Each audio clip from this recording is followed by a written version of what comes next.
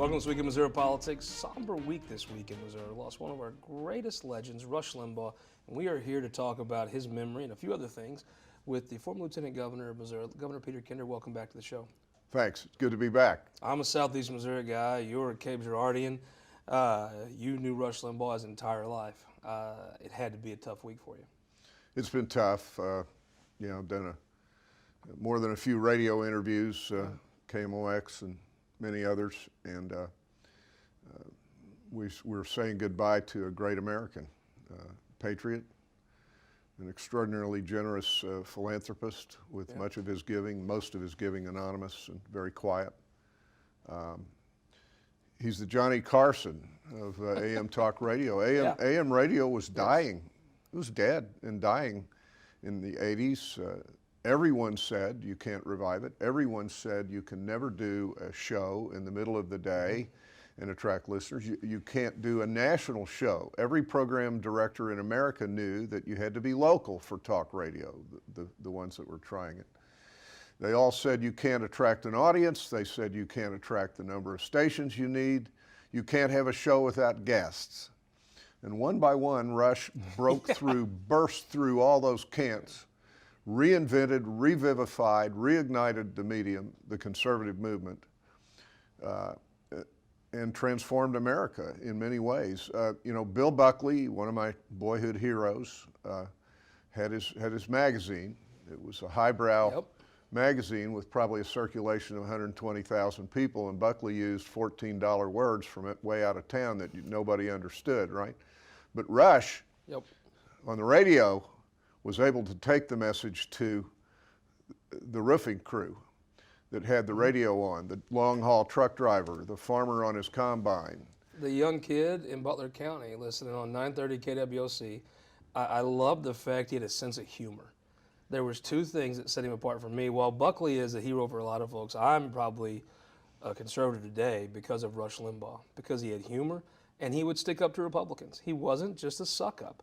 You look at a lot of the people that try to be Rush Limbaugh, they're just suck-ups to whatever the Republicans of the day do. He had some of that South. He was a backbone in him, and he was funny.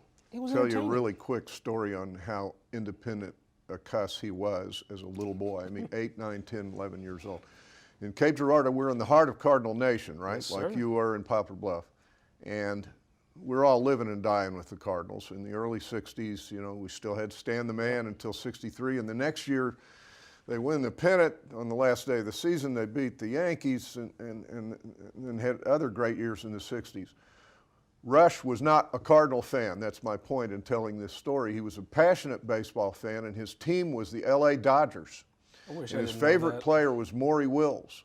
And he lived and bled Dodger blue, and his dad would bring us up to games. It's Old Sportsman's Park on North Grand. And we'd be hunting a Cardinal autograph and hoping to meet one of them, and he was looking out for Dodger blue. Well, I wish you had told me that story. That's very disappointing to me because I do love the Cardinals far more than any political thing. But the first book I ever bought, was The White Rat by Whitey Herzog, and the second book was See, I Told You So. It was Rush Limbaugh's first book. It was funny. It was entertaining to read. It took conservatism that can be a little stodgy sometimes and made it relatable. And I think his lasting impact will be, like you said, the populism today that maybe Republicans try to tap into, a lot of that is him explaining a conservative message and how it benefits a regular guy. He was, and when I listened to him on the radio, I heard his dad, who was such a dominant influence on both of us, Rush Limbaugh Jr. But he was, you might say, he was the original deplorable, right? The Hillary crowd, the Clinton crowd in the 90s did everything they could to knock him out.